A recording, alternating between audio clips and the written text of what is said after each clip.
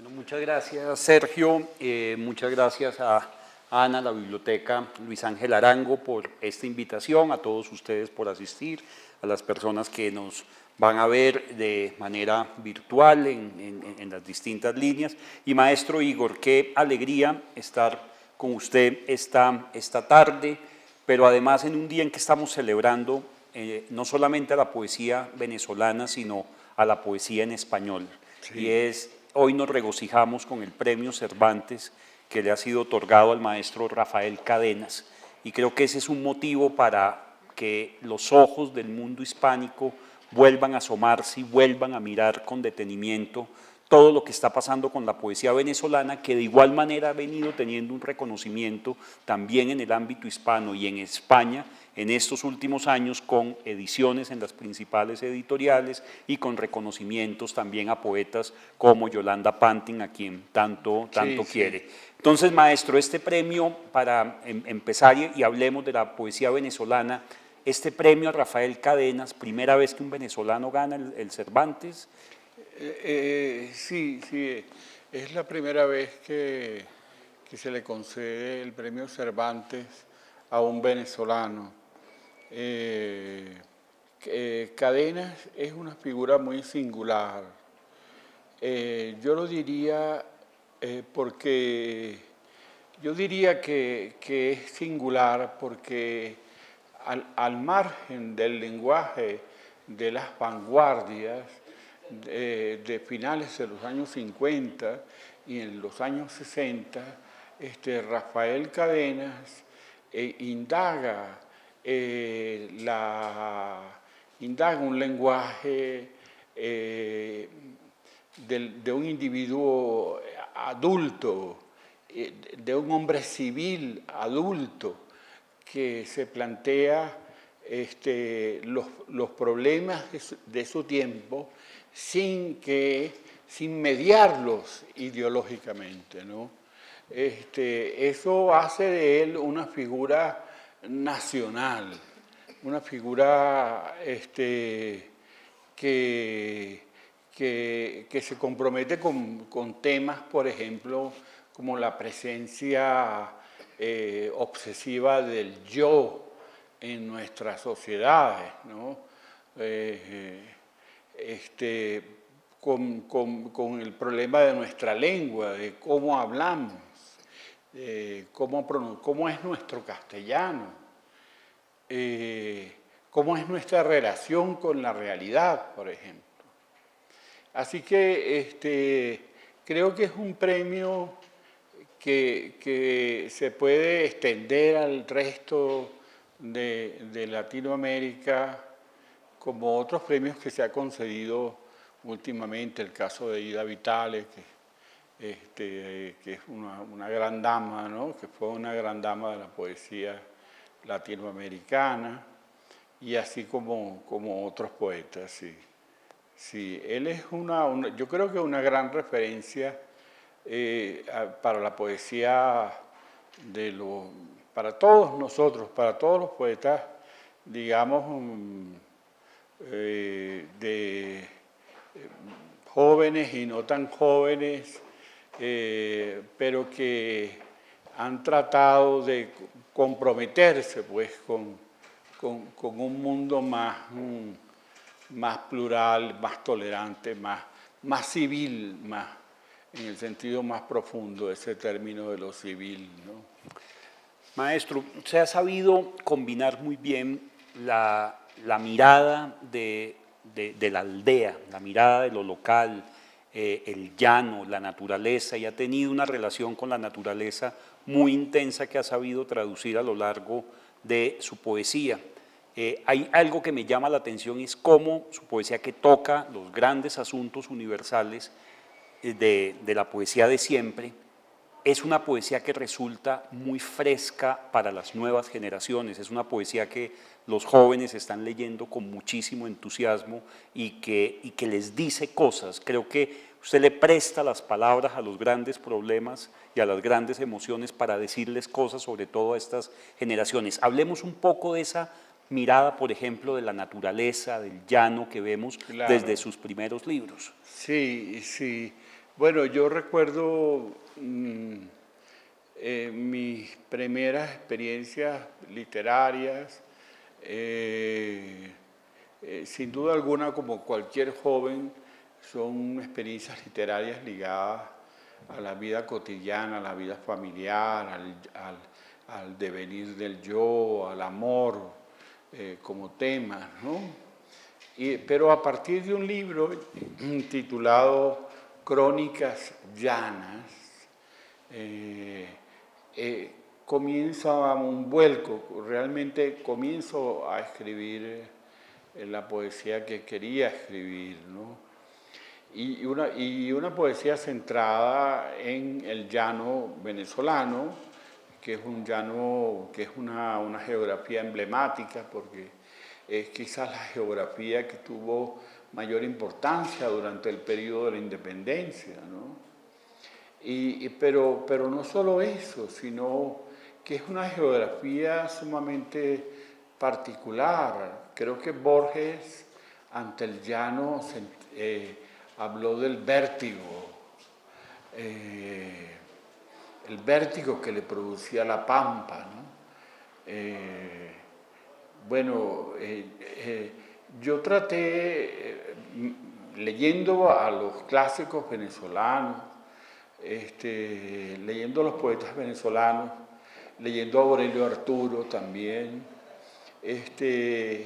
me di cuenta que esta poesía estaba centrada en el mundo del arreo, pues de la res, en los motivos del fuego, de la luz, una poesía básicamente masculina, notablemente masculina. Entonces intenté hacer un viraje, y ligada también al verano como la estación primordial donde transcurría esa poesía, ¿no? Como grandes autores nuestros como Enriqueta Arbelo Larriba, por ejemplo, centrada en esos motivos y en esa estación, el verano. Y yo pensé que las cosas debían pues cambiar, pues, y traté de irme al invierno, al recogimiento que produce el invierno en esas geografías llaneras donde el hombre se va a la casa, es padre, se va a la intimidad, a su intimidad, está solo, conoce la soledad, está ligado al agua, no a la sabana, no a la tierra, no a la planicie, pues, sino a la sabana.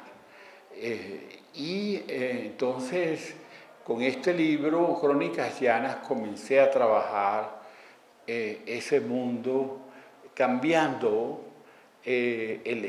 digamos, ¿cómo podríamos llamar? El arquetipo, ¿no?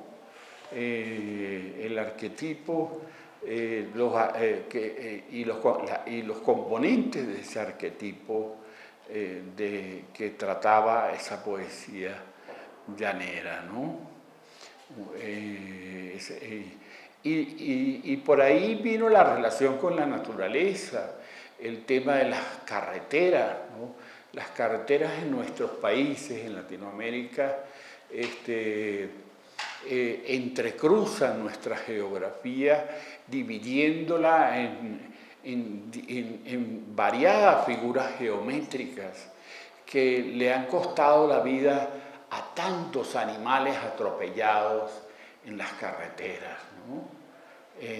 Yo tengo un recuerdo muy vivo de niño de un oso palmero rodeado por una serie de personas que intentaban apalearlo. apalearlo, ¿no? Y aquel oso palmero con sus uñas enormes se levantaba y se movía lentamente pues en círculos para defenderse, ¿no? Eso fue algo que vi quizás a los 5 años, ¿no?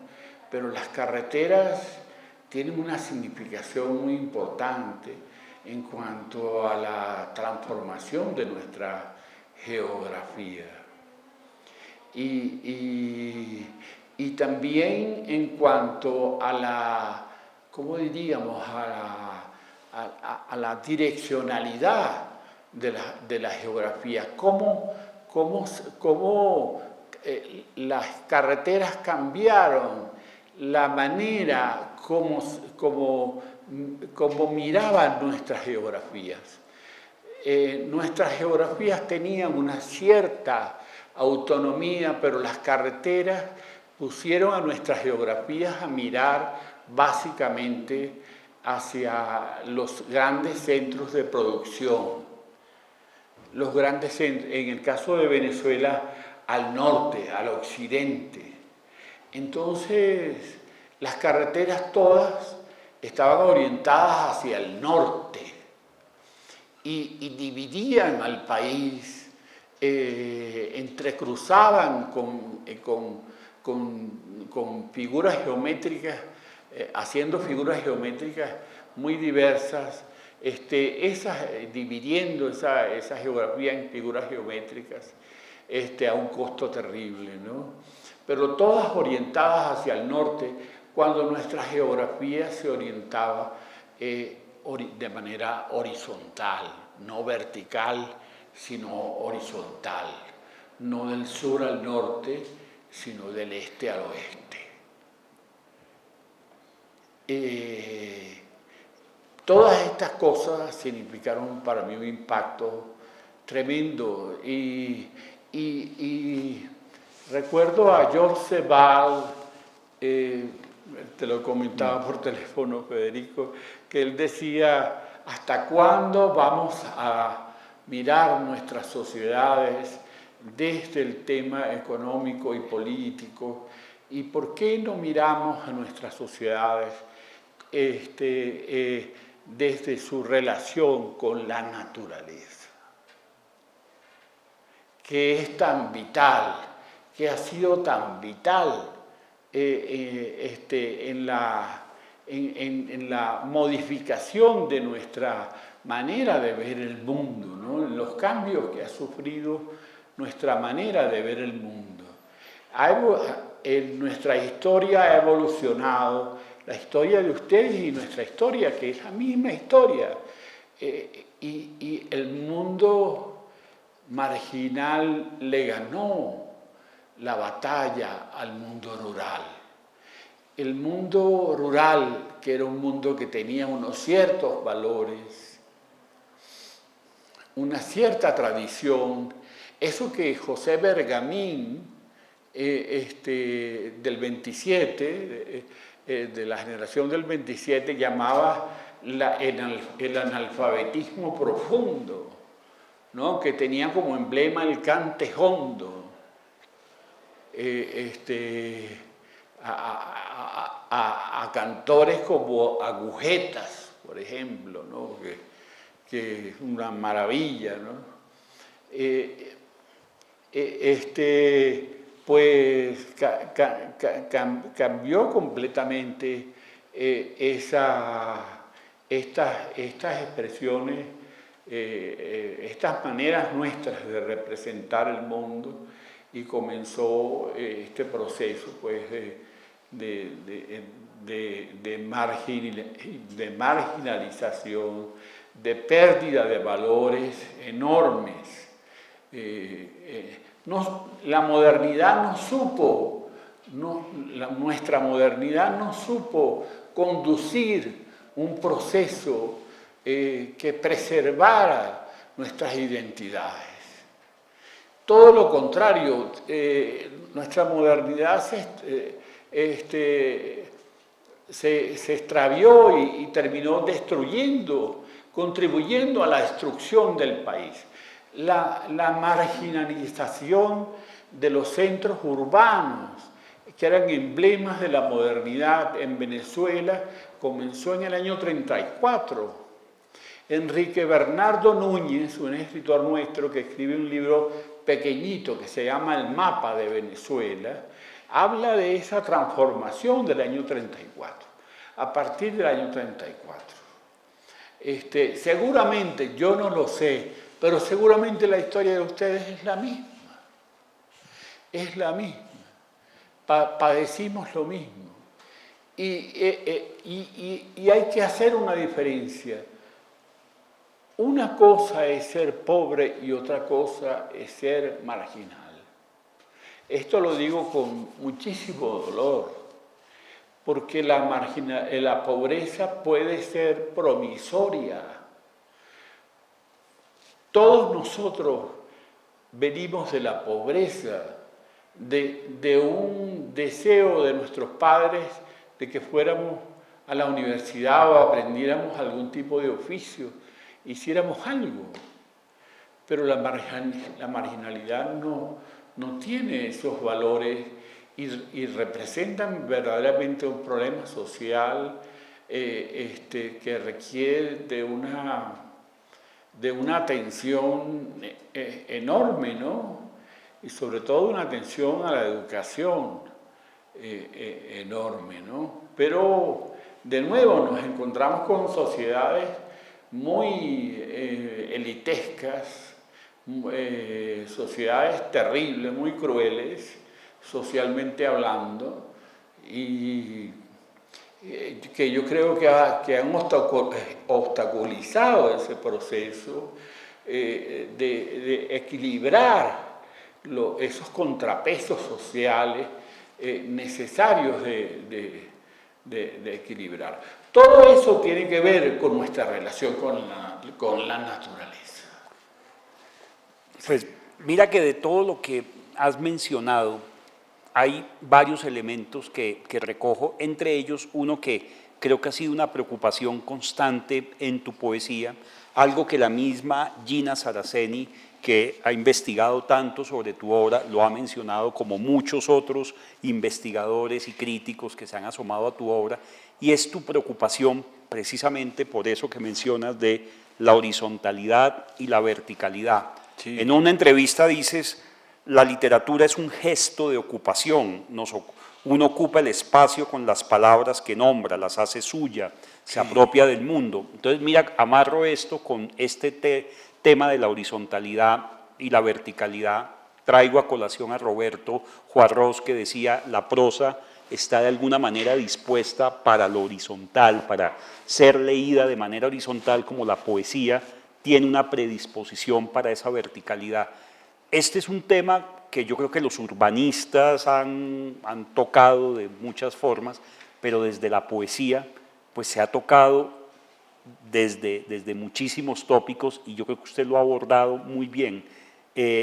¿Cómo podemos ocupar ese espacio, esa literatura como gesto de ocupación en ese plano cartesiano lleno de vectores verticales y horizontales desde lo poético? Sí, qué bueno, qué interesante, Federico. Es un problema doloroso el que confrontamos en América Latina, y la poesía tiene un gran papel en todo esto, porque la poesía y la literatura en general tiene como función principal fundar un imaginario. Los países son un imaginario. Las naciones pertenecen a los cuarteles y a los militares, pero los países son un imaginario, o algo que nosotros inventamos entre todos los que estamos en esta sala. Inventamos al país con las cosas que imaginamos, con las cosas que escribimos, con las cosas que se nos ocurren, pues. Ahora bien, este tema de la horizontalidad y la verticalidad, agradezco muchísimo realmente a Gina que me dio ese privilegio de ella pues mirarme y tratar de establecer un diálogo muy esclarecedor conmigo, ¿no? Pero decía yo que este tema literario de lo horizontal y lo vertical, para mí es un tema central. Por ejemplo, un poema emblemático como este poema de Coleridge del viejo... La balada del viejo marinero. La balada del viejo marinero, ¿no? Que es un poema construido de manera vertical, ¿no? Cuando yo leí por primera vez siendo un estudiante la balada de un viejo marinero, me dije, no, la poesía no puede tener como referencia lo vertical. La poesía tiene que ser horizontal y tiene que estar dominada por un deseo de implicación del mundo. Sumar al poema todo lo que los sustantivos, todo lo que podamos sumar, y los buenos sustantivos y los buenos adjetivos también, ¿no? Esos adjetivos que personalizan al sustantivo, como decía Zagayevsky, ¿no? Que el adjetivo vale la pena, pero solo cuando personaliza al sustantivo. Entonces, yo creo eso, que el desarrollo de la poesía, por lo menos la que yo intento apenas hacer, tiene que ver con ese esfuerzo de horizontalidad y de implicación del mundo. Implicar al mundo dentro del poema. Llenar esa maravilla de Simugini en su primer libro, Muerte de un naturalista. Aquel poema, ¿recuerdan aquel poema cuando él ve a sus padres sembrando papas? Y lo ve y lo dice, caramba, ¿cómo maneja la azada el viejo? Y yo no sé hacer esa vaina, yo no lo sé hacer. Y miro la pluma regordeta en la mano, no recuerdo el poema textualmente, dice, cavaré con ella, caramba, qué verso. El poema Cavando, ¿no? Sí, cavando, sí, cavaré con ella. Bueno, yo creo que es un poema horizontal, o sea, cavaré con ella, o sea, voy a implicar al mundo. O sea, el centro son ellos y nosotros, digamos, por lo menos lo que escribimos y todos los que vemos al mundo de alguna manera, tenemos el deber de recoger del mundo todo lo que de él tiene una fuerza simbólica y significativa. O sea, una fuerza implicativa. Implicación. Cada objeto es la misma cosa dentro de otra cosa. No sabemos cuántas veces. Esto es un misterio.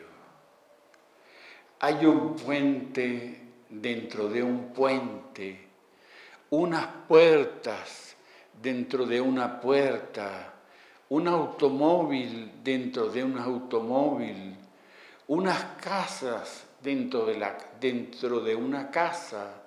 Incluso nosotros somos otros dentro de sí mismo.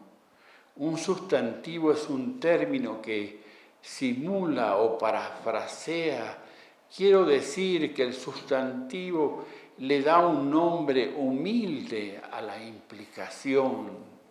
El sustantivo es el rótulo flotando encima de la cosa, encima de la mesa, encima del vaso, encima del agua del río que baja y se desprende en una cascada con gotas que también ellas se repiten dentro de ellas mismas. Escribir es implicar sin que nada nos detenga. Yo reescribo y escribo lo escrito. Esta cadena de cosas contenidas posiblemente tengan como origen lo uno. Posiblemente no, posiblemente no, posiblemente no. La repetición es infinita, es el único sentido del todo, es entrar en una barbería donde hay espejos confrontados. En el baño de mi casa mi esposa se peina frente al espejo y tiene atrás otro igual, para que cuando el cepillo pase y su pelo se ondule, ocurra una implicación con destellos. Es como un trance de escritura lo que ella realiza al peinarse. No hay pérdida de tiempo en el mundo. Es imposible frenarlo, como un tren que va sobre rieles y al llegar a una estación abre sus puertas y suben y bajan personas en un acto que existe y ahora tiene forma y función. Claro que no es el mismo río aquel donde te bañas, pero no porque las aguas corran, sino porque las aguas nunca dejan de ser ellas mismas, dentro de ellas mismas. Y ese es el movimiento infinito donde te sumerges, lo que llamamos el correr de las aguas. Sí. Gracias. Creo que ahí queda muy clara la respuesta de la implicación y de cómo nos implicamos precisamente en el mundo. Y de acuerdo a esa implicación hay un arquetipo y hay un símbolo muy claro en su poesía y es la pelea de gallos, el gallo como animal mítico, como animal bíblico, como animal simbólico, y creo que logra una cosa muy importante y es llevarlo al terreno de la poesía, un ritual de muerte tan doloroso y tan duro, ¿cómo logra llevarlo a ese terreno tan anfibio de la poesía? Sí. Yo recuerdo que cuando estudiaba sexto grado de primaria y vagaba por una ciudad llamada San Juan de los Morros, en el estado Guárico, al norte. Mi papá era epidemiólogo, murió ya, ¿no?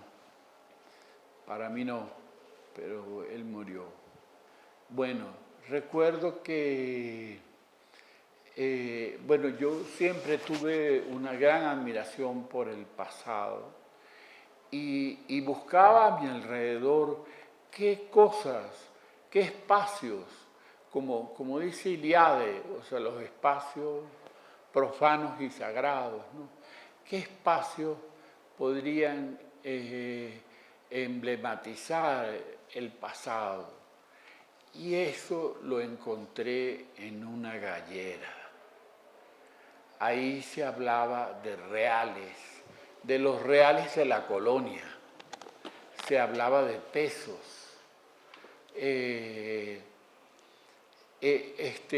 Era un espacio, era una suerte de asamblea popular de una gran permeabilidad social, donde un hombre con dinero podría hablar con un hombre muy sencillo, un campesino, de tú a tú, mirando a los ojos. O sea, cosas que para mí tienen una gran fuerza humana. Así que me acerqué a la gallera. No sé si era la pelea de los gallos, eso lo fui entendiendo luego. Por supuesto, o sea, la pelea de gallos es un ritual de muerte, pero ¿qué temor podemos tener a los rituales de muerte? La muerte del macho cabrío da origen a la tragedia griega. Si ustedes ven la versión que hace Pasolini de Medea y la versión que hace Lance Montrier de Medea, van a encontrar una diferencia notable, que Pasolini parte del ritual. Medea viene saliendo de una ciudad donde se realiza un ritual de muerte. Por eso para ella matar a sus hijos no significaba algo terrible, porque ella estaba segura, como yo digo en un poema acá, en un poema de este último libro, hablando de la niñez, que matamos a una gallina para comerla, digo, y no sentimos ninguna crueldad porque estábamos seguros que el animal renacería. Para Medea, sus hijos renacerían. Medea tiene como destino final el encuentro con los dioses, pero Agamenón no, se queda en el sitio, se queda en la tierra con los hombres. Son dos destinos diferentes. El destino del ritual, siendo incluso un ritual de muerte, como en el caso de Medea, y el destino de Agamenón, que es el destino del poder y de los hombres. Son dos cosas distintas. Lo mismo pasa en una gallera. En la gallera ocurre un ritual popular, sumamente rico, que la antropología le ha sacado del cuerpo. Clifford Geertz, en ese libro que ahora no recuerdo el título debido a mis 70 años, Clifford Geertz escribe un mínimo ensayo sobre la pelea de gallos en Bali. Margaret Mead resuelve el problema diciendo que es una pelea de penes, reduciéndolo a un problema feminista, pero nunca entra a penetrar en el significado y a lo que está ocurriendo ahí dentro del ruedo de la pelea de gallos. Realmente lo que ocurre en una gallera es una representación y las representaciones rituálicas están caracterizadas por la transferencia. Es un ritual de transferencias. El hombre quiere ser gallo y el gallo quiere ser hombre. Eso es lo que está ocurriendo en una gallera. Por eso la mayoría de las muertes en una gallera no son porque se matan entre ellos, sino porque mueren de infarto. La mayoría de los muertos en una gallera son muertos de infarto, por el manejo de las emociones. Bueno, es un problema que sí todos tenemos en la vejez. La vejez es el gran duelo con las emociones. O sea, quien no sepa manejar las emociones morirá más rápido. Y el que sepa manejar las emociones morirá menos rápido. Eso se los aseguro. Yo dejé de ir a una gallera, no solo porque yo criaba gallos de pelea desde los 11 años, hasta hace unos 8 años atrás. Soy amigo de casi todos los criadores andaluces de gallos de pelea. Este libro lo entraban y compraban 5 y 10 libros de un solo golpe y se los llevaban. Y bueno, como no tiene nada que ver con la calidad del libro, no importa eso, pero era un gesto de amistad y de afecto de ellos hacia mí. porque yo iba todos los años a comprar padrotes y a comprar animales de sus criaderos. Y aprendí a lo que es ser un criador. Aprendí muchas cosas de la gallera. Por ejemplo, ¿qué les digo en medio de mi extravío? O sea, los galleros no dicen nunca que una cosa es buena o es mala. Ellos dicen que las cosas son, que una cosa que es muy buena, dicen que es bastante regular. Eso me encantó. No existe lo bueno. Lo que existe es lo regular. Lo que no existe para nosotros es lo regular. Lo regular. Pero entonces, y aprendí también un concepto de la belleza. Cuando yo era un muchacho de 11 años, una vez entré a un criadero de gallos y había un gallo en una jaula, recuerdo, y estaban algunos galleros, gente humilde, que se habían, analfabetos profundos, que habían crecido en ese mundo. Y yo entré, bueno, yo era hijo de una familia de ganaderos y que habían sido los albaceas de la compañía inglesa. O sea, educado en otras cosas, pero no identificado con estas cosas. Pero yo entré a la gallería y el gallo que ellos estaban viendo en una jaula, me acerqué al gallo y lo vi y dije, ¡qué gallo tan bello! Todos me miraron con un gesto de desaprobación enorme, porque la belleza no existe para ellos. No existe la belleza en los términos en que nosotros las entendemos. Hay un poema aquí sobre la belleza. Yo quisiera leerlo. Adelante. La belleza del gallo de combate. La belleza del gallo de combate.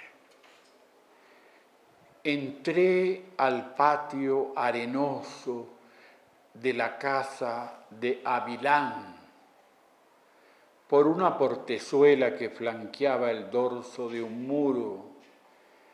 El patio era un rectángulo de arena de médano que tenía como paraguas las ramas de un frondoso tamarindo, una sombra ácida atravesada por delgadas líneas de luz que se diluían al tocar los granos de médano. De las ramas del tamarindo colgaban las vainas color caoba de sus frutos. Eran cáscaras quebradizas como huevos de serpientes ocultos en la penumbra de la fronda. Al romper las cáscaras podía sentir una carnosidad que te llenaba de saliva la boca. Lo cierto es que siendo un truán de 15 años, accedí al recinto de aquella gallería buscando ser aceptado por los 12 apóstoles galleros que allí se congregaban. Había recelo y distancia. Ellos contemplaron en vida demasiada muerte. Irrumpí en puntillas con mis primeras preguntas, comentando sobre un gallo que asomaba un ojo serio,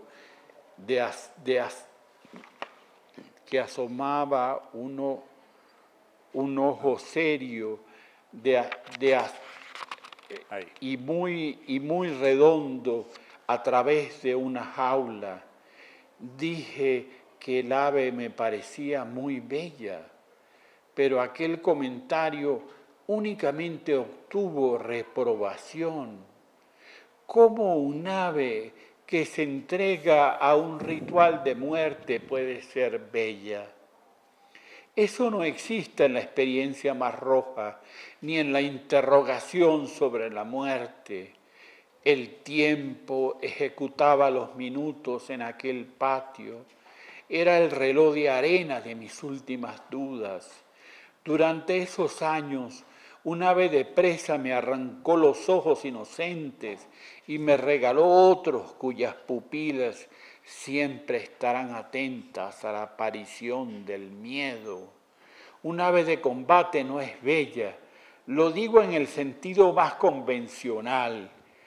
Eso tiene que ver con el desacuerdo entre su apariencia y la verticalidad de sus virtudes, solo visibles para el oído y la mirada que adivina aquello que es interno y secreto. Su belleza viene ascendiendo desde su alma por el surco de una cicatriz que enlaza su apariencia con la sombra de un animal nacido para cumplir un duelo, algo parecido a la belleza de algunas flores que sobreviven en el centro de la selva húmeda, como el ave roja del paraíso o el bastón de emperador.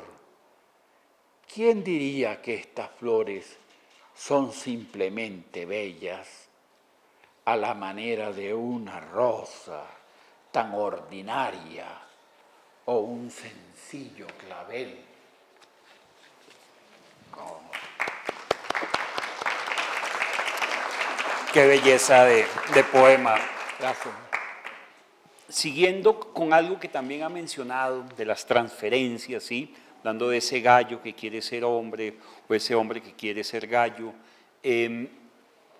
se me viene a la cabeza toda la formación lectora suya, no solamente en la tradición venezolana infinita, El sino, psicoanálisis, claro, la sino, transferencia. sino además en las otras lenguas. Usted vivió en Rumania y estuvo además en los años duros de Ceausescu y además de eso tradujo poetas rumanos como Lucian Blaga, pero también es un lector muy apasionado de Mark Strand, de poetas que son muy objetivos también, como Wisława Szymborska, pues hoy has mencionado algunos de ellos. Esta relación con las otras lenguas, con la traducción, y se me ocurre también porque veo aquí amigos poetas, amigos y amigas que dictan talleres, que dictan cursos de escritura creativa y que trabajan mucho la traducción poética, cómo alimenta también su propia creación, su propio registro poético. Sí, yo tengo cuidado con la traducción. Mandelstam decía que los poetas no debemos traducir. Él tradujo muy poco, en realidad, Mandelstam. Pero siempre es interesante la aproximación a otra lengua, ¿no? Otro lado del cerebro se pone a funcionar. En el caso de mi relación con Rumanía, la relación básicamente fue con Lucian Blaga, que es un poeta un tanto cercano al expresionismo alemán, pero de una manera muy particular, de una manera mucho más clara, pero recogiendo como todo el poder simbólico de los poetas, pues, que integran ese movimiento del simbolismo alemán. Desde su primer libro, Los poemas de la luz, Blaga es un poeta genial. No entiendo cómo en Europa no se le considera al lado de los grandes poetas, pues, de los poetas ejemplares. Es un poeta realmente notable, me enseñó mucho leer a Blaga y sobre todo la claridad de su poesía combinada con la profundidad. Blaga decía, él era filósofo también, Blaga decía que el objetivo de la poesía era el conocimiento luciférico. El conocimiento luciférico es el conocimiento de la sombra del objeto. Hay que conocer la sombra de lo que está detrás, lo que no vemos del objeto. Pero este conocimiento de la sombra y del misterio del objeto no es un conocimiento para explicitar la naturaleza o la esencia del objeto, sino para hacer el misterio más grande. Eso me pareció maravilloso. Hacer el misterio mayor.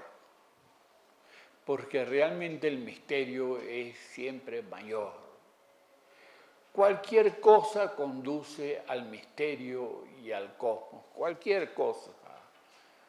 Un hilo, cualquier hilo que se desata de una chaqueta, de un suéter de lana, si usted lo ala con mucha fe y lo vuelve a alar y alar y alar, eso lo va a llevar a relacionarse sin duda alguna con todo el cosmos, con todo el mundo y con todo lo que habría que comprender sobre la Tierra.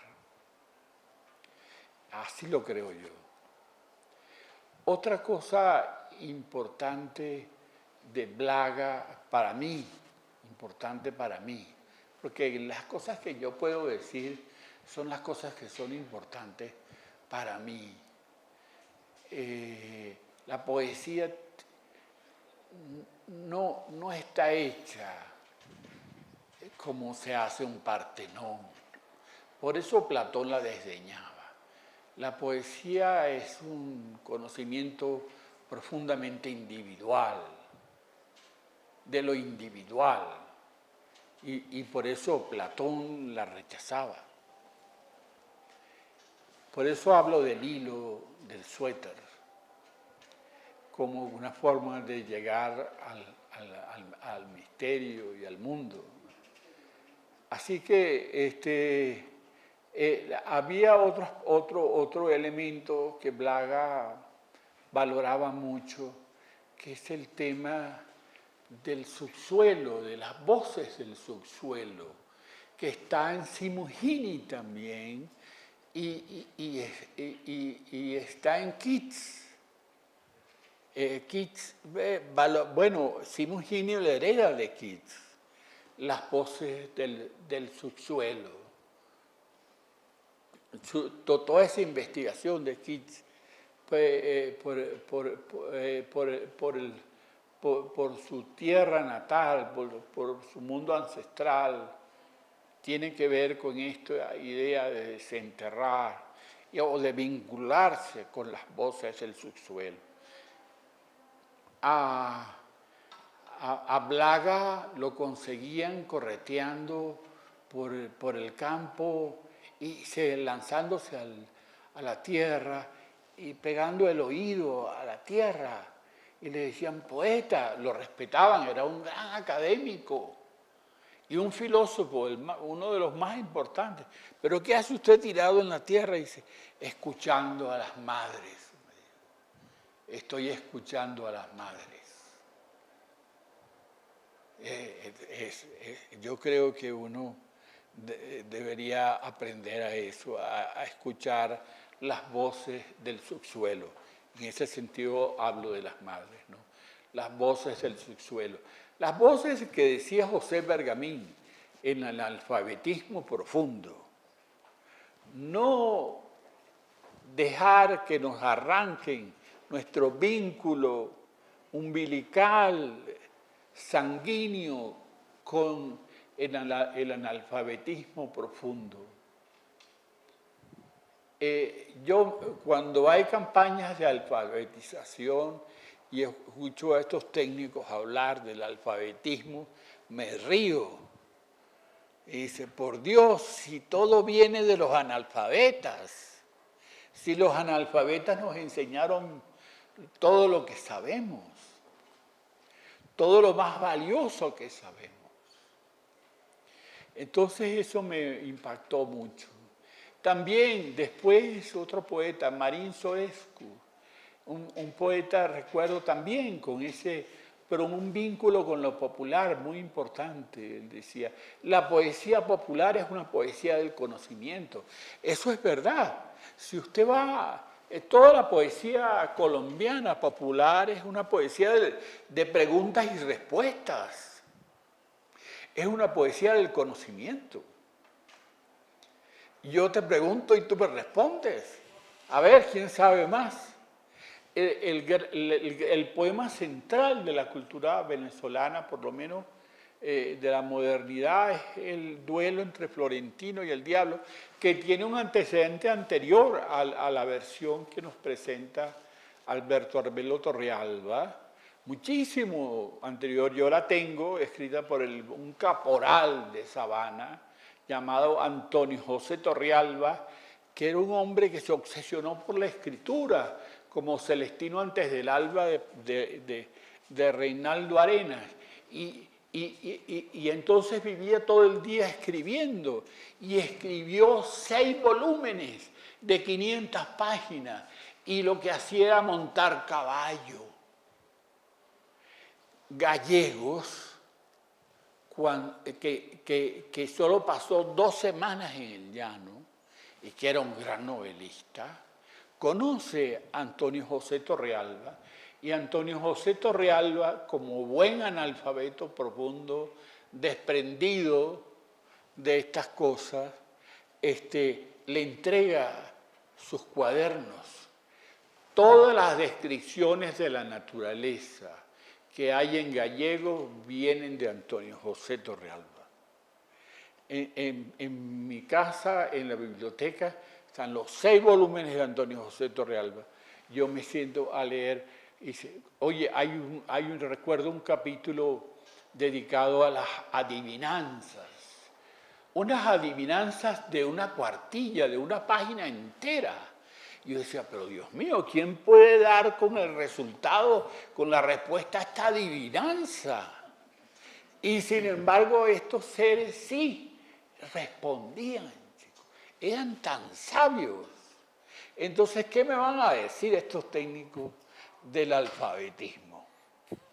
Por Dios, será el alfabetismo funcional, pero el analfabetismo profundo no. O sea, y por eso ese vínculo es un vínculo importante de defender. Y en el caso de Mark Strand también sentí lo mismo, sentí una relación entre poesía y conocimiento, ¿no? Creo que es lo que dice, ahora se me olvidan a veces los años, los nombres de los autores se me olvidan, que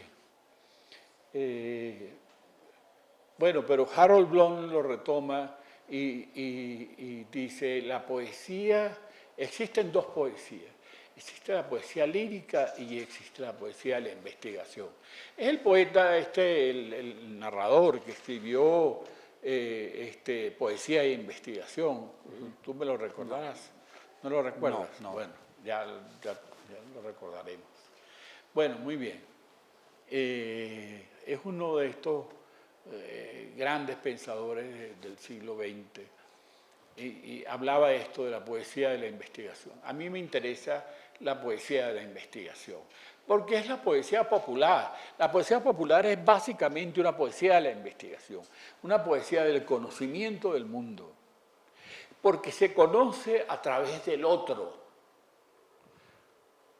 No se conoce en primera persona, se conoce a través del otro. La poesía es y la literatura en general, y el arte también, es una manera de dar un rodeo, ¿no? Donde uno va al otro y regresa, sino cómo existe Chekhov, sino conociendo cómo Chekhov hace de estas escenas familiares, íntimas, y de estas piezas de teatro del Jardín de los Cerezos, de las Tres Hermanas, de esas peleas por cosas menudas, ¿cómo hace de eso una metáfora de una cultura, chico? ¿Ah? Si no es ese poder de ir del otro hacia ti.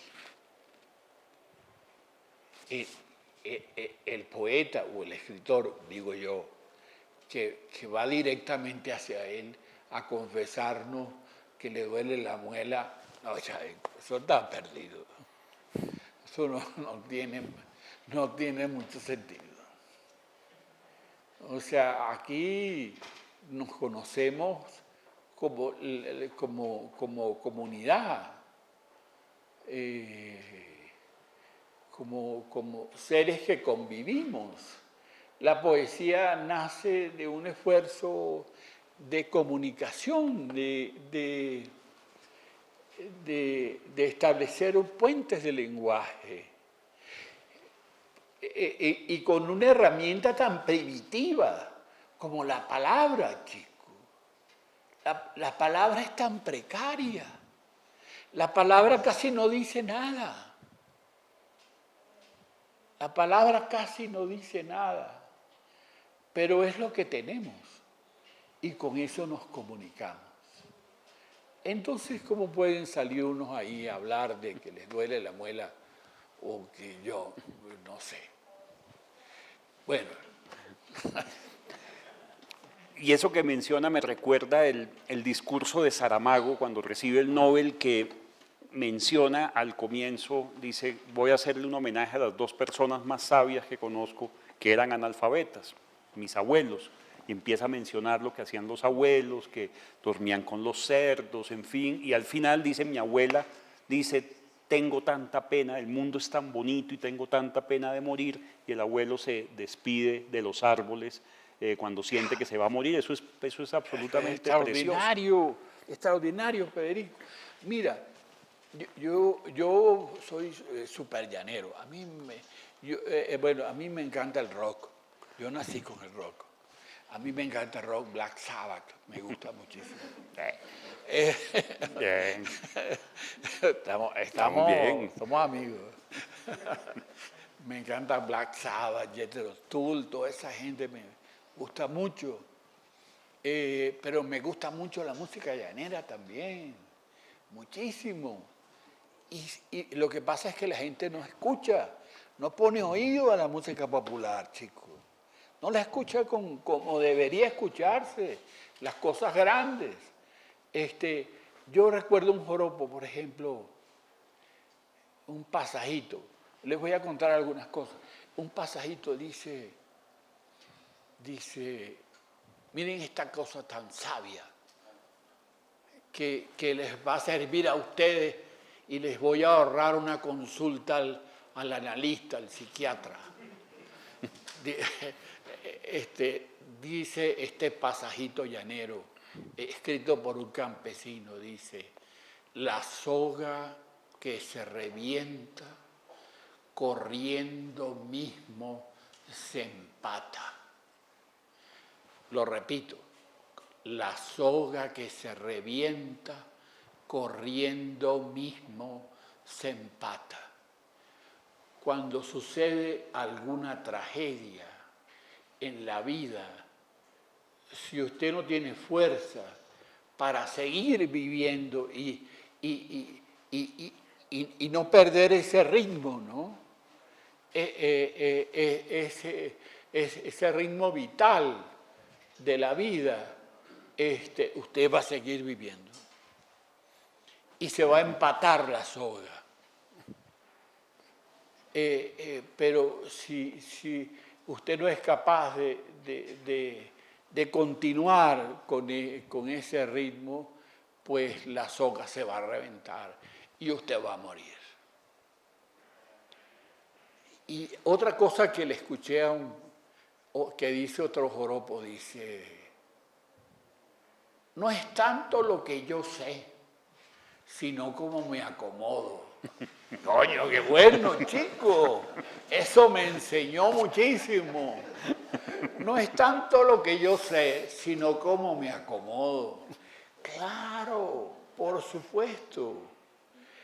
El tema del conocimiento es conseguir el centro donde te acomodas, donde tú te conviertes en una unidad con la diversidad.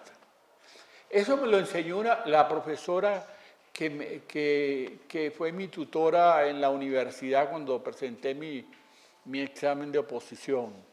Yo le dije, pero María Fernanda, ¿cómo yo voy a preparar ese programa de 12 puntos? Por favor, María Fernanda, eso es una biblioteca. Y me dijo, no, Igor, esa no es ninguna biblioteca. Póngase a leer, a leer. Cuando usted sienta que todo se relaciona, usted está preparado para el concurso y el concurso lo haremos y usted lo va a ganar.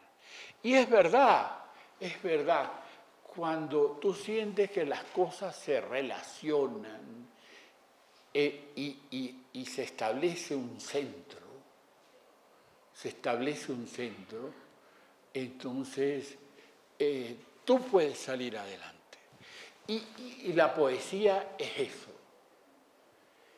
establecer esas relaciones, esa poesía horizontal de la que hablaba, establecer esas relaciones, esa diversidad de relaciones y conseguir ese punto, que es un punto no del dolor de muela, sino que es un punto que nos vincula, que nos relaciona a todos, que nos vincula a todos. Maestro, ya para terminar, porque el tiempo es implacable y sigue nuestro querido Rómulo Bustos con Alejandro Cortés, antes un video en homenaje a Juan Gustavo Cobo Borda, el fervor, homenaje a este poeta.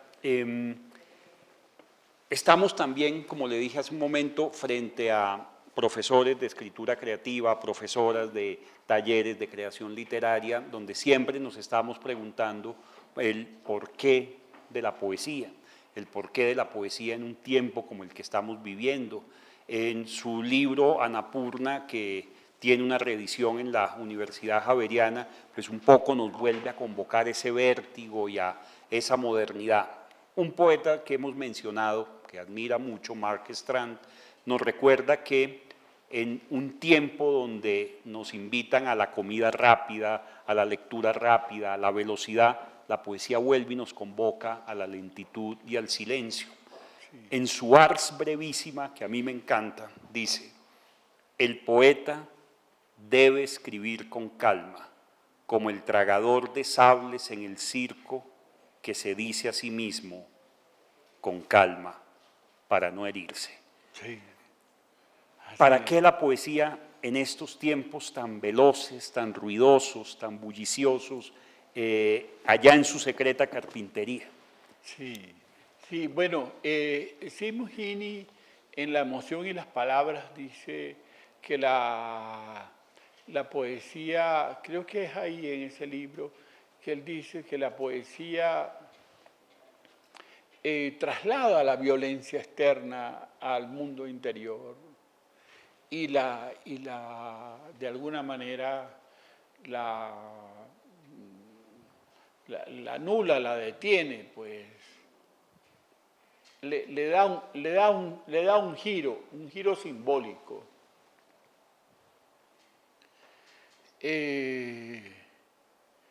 La poesía es en este mundo, como tú me preguntas, Federico, muy importante porque es un esfuerzo que todos debemos hacer, porque todos podemos vincularnos con el hacer de la poesía, aunque no con la literatura, pero sí con la poesía. Todos podemos vincularnos al esfuerzo de sensibilizar al mundo. Sensibilizar al mundo.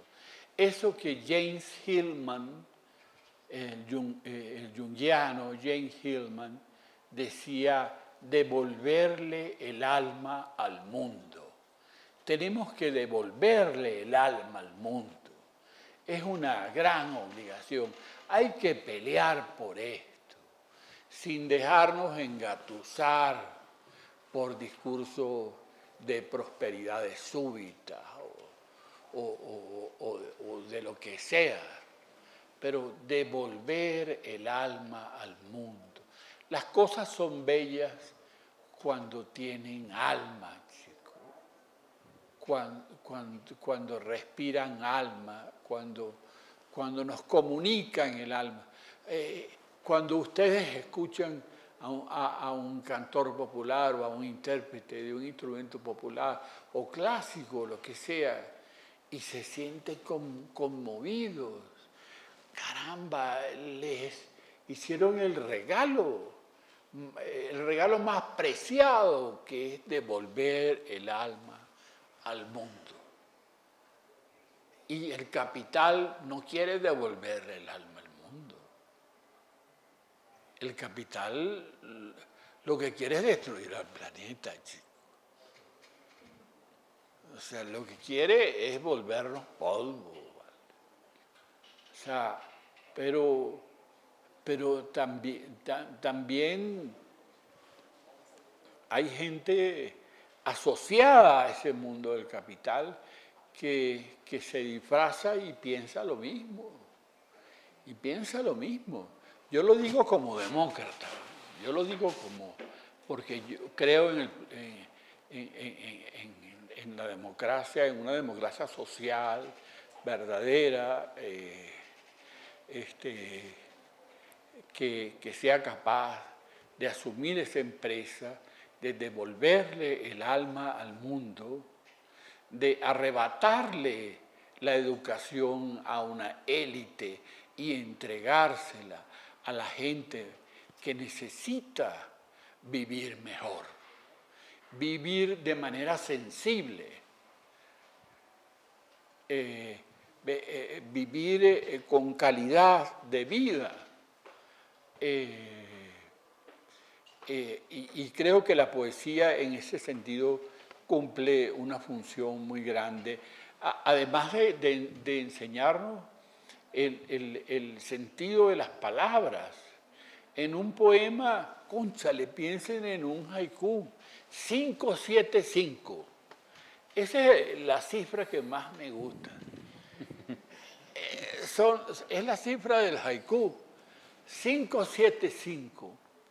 Isa Kobayashi dice, cuando yo muera, ven a cantar a mi tumba, grillo. Ay, qué cosa tan bella. Cuando yo muera, ven a cantar a mi tumba, grillo. Cuando uno escucha eso, uno ve un cementerio, ve una luna, ve unos árboles, ve una naturaleza sensible. Sensible. Esa es la función de la poesía. Maestro, para cerrar, un poema de cierre. Bueno, este es un poema de cierre, pero no quisiera cerrar riéndome ni celebrando nada, porque tenemos cosas terribles que nos rodean. Y quisiera hablar siempre de esas cosas e intentar que consigamos un camino para salir de ellas. La caja y la pregunta sobre la pobreza. Tiene un epígrafe de Baudelaire, no podría ser de otro, y los remordimientos en nosotros prosperan, al igual que los piojos en la mendicidad. Baudelaire. En una vereda del gueto de Ojo de Agua apareció una caja de madera. 6 tapas herméticamente calzadas, engomadas los filos de cada extremo hasta quedar lisos como bordes laqueados por un ebanista. Ni tan siquiera un clavo. Las vetas en la madera iban de izquierda a derecha, reforzando cada juntura, potenciando su posible oscuridad interna. Era un objeto orgánico y mecánico a la vez, pero también sólido y muerto. Lo cierto es que la caja estaba justamente en el centro de esa vereda para que alguien la encontrara, y así fue. La llevaron a la calle principal del gueto, donde todos los habitantes se reunieron. Un alguien dijo que en su interior estaba la definición de la pobreza, la sensación pastosa de los días, la sombra que trepa con su hábito apocando las casas. Los rostros presentes se tornaron redondos, la boca, los ojos. Algunos metieron sus manos en los bolsillos. Lo cierto es que un ojo se acercó para ver la raíz de lo que eran, y la lengua rozó la superficie para indagar el sabor, y la sacudieron por los aires buscando algún sonido que pudiera identificarlos. Se hicieron tantas pesquisas y averiguaciones sobre aquella caja hasta que al fin fue arrebatada y la tiraron contra el suelo y le pegaron con una piedra buscando astillarla, pero la caja permanecía muda, encerrada. La caja se parecía a sí misma. La limpiaron con un paño que ofreció un mecánico. El aceite y la grasa del trozo de tela, al repulir la caja, la dejó tal y como la encontraron. ¡Qué objeto extrañamente perfecto! Se trataba de la misma pregunta que retornaba al inicio de las interrogaciones y los encuentros. ¿Qué interés pueden tener en una pobreza que ya no les molesta? ¿Quién ha dicho que el dolor y la desgracia se definen de alguna manera? Poco después, alguien tomó la caja entre sus manos y la arrojó al basurero del portal del gueto. Allí permaneció oculta entre recipientes de jugos y bebidas gaseosas y una bolsa de plástico cerrada con un nudo conteniendo el relato de un día, una toalla de papel higiénico, 2 paquetes arrugados de cigarrillos, restos de cabellos, la cabeza de una gallina muerta y sus huesos, elementos humanamente apretujados, enterrada entre estos remanentes diarios, permaneció la caja de madera perfecta, pero también aquella pregunta. Sí. Muchas gracias.